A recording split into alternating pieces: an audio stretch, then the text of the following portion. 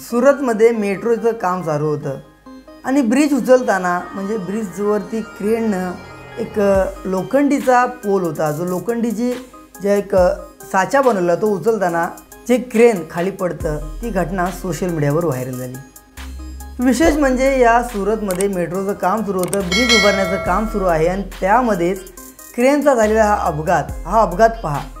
जे क्रेन असतं हायड्रोलिकचं खूप मोठं उंच असतं, जो लोखंडी साचा होता तो उचलण्यासाठी वरती क्रेन जात असतं आणि जात असतानाच अचानकपणे ते एका साईडला एका बाजूला पडतं आणि पडल्यामुळेच ते क्रेन एका घरावरती पडतं। घरावरती पडल्यानंतर त्या क्रेनने घराचं नुकसान होतंच, परंतु त्या क्रेनचं सुद्धा नुकसान होतं। सुदैवाने यामध्ये कोणतीही जीवितहानी झाली नाही, परंतु जी घटना घडली खरोखरच दुर्दैवी आहे।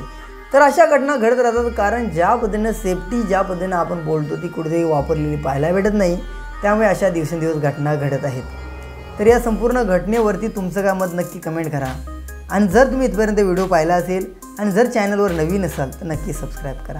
जय महाराष्ट्र।